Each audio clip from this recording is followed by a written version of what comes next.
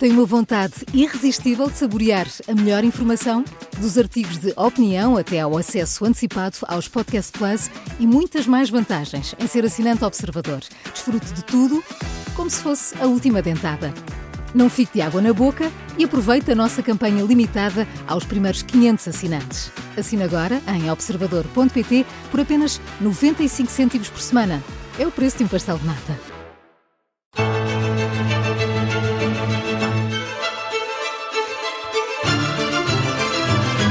São três as cores que servem de referência a quem tem por missão analisar e avaliar temas e protagonistas da atualidade: verde, vermelho e amarelo.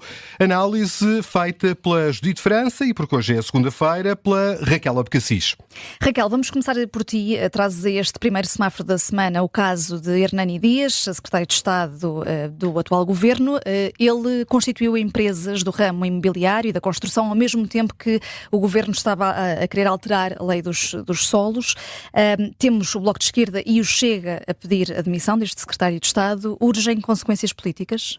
Curioso que sejam os dois primeiros partidos a pedir a demissão do secretário de Estado, porque, enfim, esta é uma história que de facto tem potencial para ir apagando os danos, pelo menos do ponto de vista da comunicação pública, daquilo em que os dois partidos estiveram envolvidos. Mas indo à questão de fundo, eu começo com enfim, já é quase um ditado popular, que é que o bom senso é a qualidade mais mal distribuída da humanidade, porque, independentemente das questões legais, e até eu diria uma outra coisa, este senhor Hernani Dias é secretário de Estado da Administração Local e do Ordenamento do Território e, portanto, está diretamente envolvido numa alteração legislativa, que é a famosa Lei dos Solos, que tem causado muita polémica. Mas até podia não ser, podia ser secretário de Estado ou membro de governo de uma outra área qualquer. O que é que passa pela cabeça de uma pessoa que integra um governo em lançar duas empresas imobiliárias das quais é sócio, fazendo parte de um governo? Neste caso é uma coincidência muito flagrante. É uma coincidência muito flagrante, mas podia não ser. Quer dizer, se ele fosse secretário de Estado de outra coisa qualquer, ele podia ter um negócio imobiliário antes, pode ter um negócio imobiliário depois. Agora, no momento em que faz parte do governo, lança duas empresas, é sócio de duas empresas e constitui duas empresas imobiliárias, eu acho que é de uma falta de bom senso quebrada aos céus. A creche, que ainda por cima ele é secretário de Estado de uma área conflituante com isto. Independentemente de todas as razões que ele possa alegar. Quer dizer, um secretário de Estado da Administração Local e do Ordenamento do Território que está empenhado em alterar uma lei dos solos que tem consequências no negócio imobiliário, não pode, quer dizer, não é uma situação minimamente admissível e, portanto, eu, em primeiro lugar, fico estupefacta. Como é que é possível que uma pessoa que faz parte de um governo lhe passe pela cabeça que isto é uma situação razoável ou normal, independentemente das questões legais? E, portanto, eu acho que essa é a razão fundamental pela qual não me parece que este senhor possa continuar no governo. Acho que Luís Montenegro, se ainda tiver faro político e não estiver completamente metido na bolha, vai perceber, e além disso o ministro Castro Almeida, que também é dos ministros mais políticos deste governo e com mais experiência, vão perceber rapidamente que este senhor não pode continuar em funções. Se quiserem deixar arrastar este tema, porque há muitos outros temas polémicos neste momento em cima da mesa e que dão muito que falar, achando que o tempo vai apagar isto, não vai.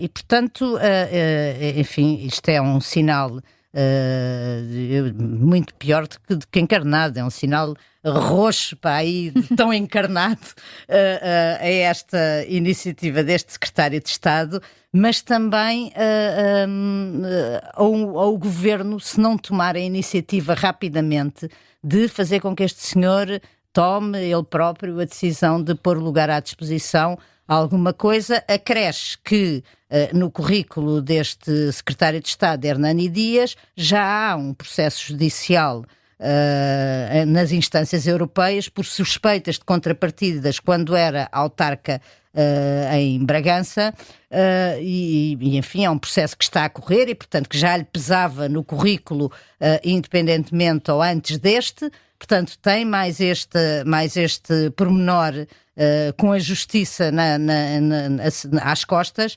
e, portanto, eu acho que não há nenhuma condição para ele se manter no lugar. Era bom que saísse pelo próprio pé, senão eu acho que Luís Montenegro faz muito mal se não o empurra, até porque isto depois vai salpicar para o governo e vai salpicar para a credibilidade do governo. E, portanto, acho que os próximos dias podem ditar a primeira remodelação do governo de Luís Montenegro mais cedo do que todos nós esperávamos. Para já, este vermelho mais que vermelho da Raquel Abcacis para Hernani Dias, o secretário de Estado da Administração Local e Ordenamento do Território. Deixa-me só acrescentar que, eventualmente, se faz uma remodelação, pode aproveitar para remodelar outras coisas. Sim. Porque normalmente as remodelações ficam sempre ou antes ou depois das eleições, não é? E as autárquicas serão as próximas. Mas também há, sobretudo, uma ministra que está a ser levada com alguma dificuldade, que é a Ministra da Saúde. Sim, mas isso não me parece que Luís Montenegro queira... tenha isso já na agenda, mesmo que seja obrigado aqui a ter que fazer um ajuste, mas eu acho, parece-me a mim, que Luís Montenegro ainda aposta as fichas em Ana Paula Martins. Aliás, é as notícias que temos do último Conselho Nacional do PSD, é que ela foi aclamada em ombros e, aliás, segundo um relato que eu ouvi, praticamente ao nível de forma como o Leonor Beleza era aclamada como Ministra da Saúde. Portanto, ela ainda está na fase vítima e à espera ou na expectativa de que venha a apresentar resultados. Vamos ver. Quer dizer, a não ser que tenha o mesmo destino de Leonor Beleza, não é? Sim, foi acabar o seu mandato antes do tempo. Sim, foi, mas mesmo assim ainda se arrastou no lugar o tempo que foi possível a Cavaco Silva na altura aguentá-la como Ministra da Saúde e acabou por sair, enfim, num outro contexto, com uma polémica. Tudo o que se passou a seguir veio fazer dela uma heroína e não uma vítima.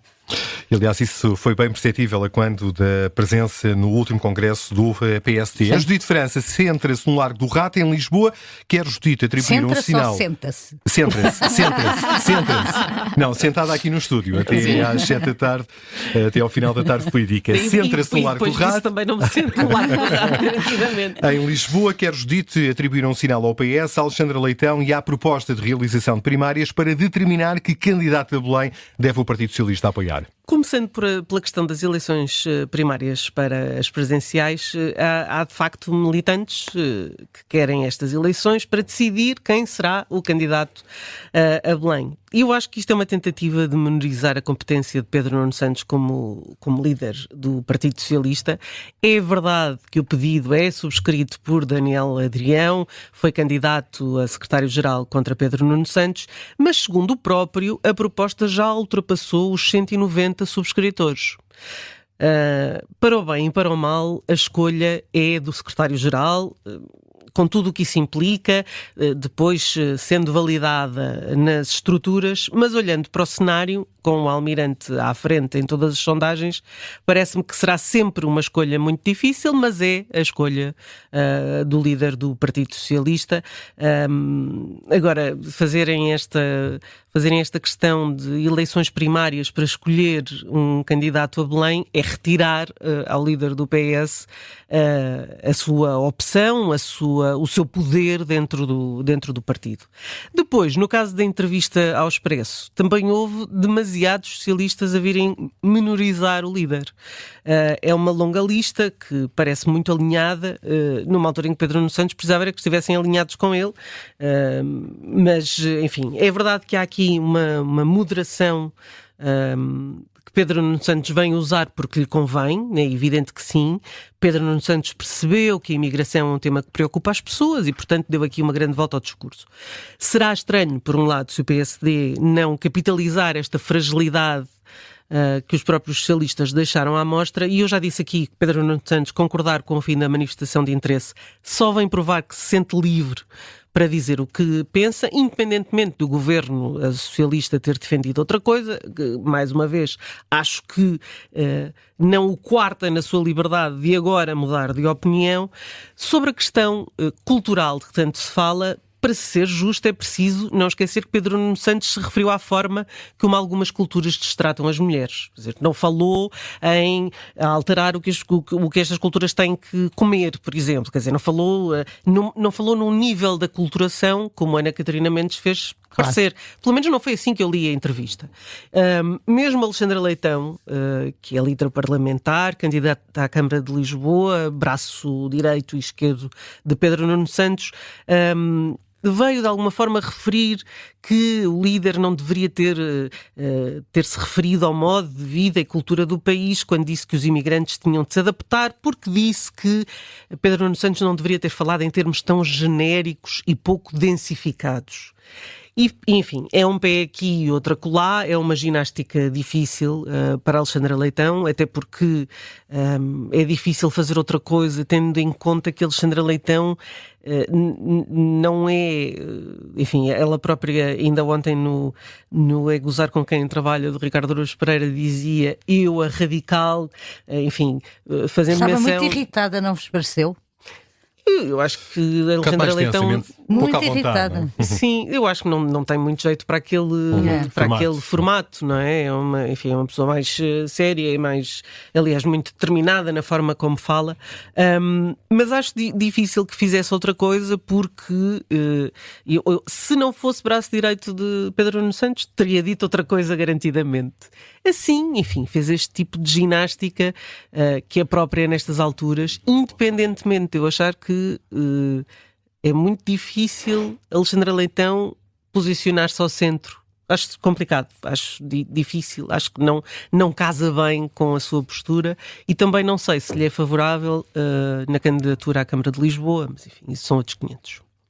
E que sinal, Judite França, e para quem?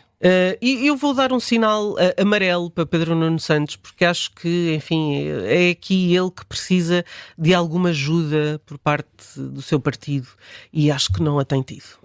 Sinal amarelo atribuído pela Judite França a Pedro Nuno Santos no fecho desta edição de Semáforo Político, a primeira da semana.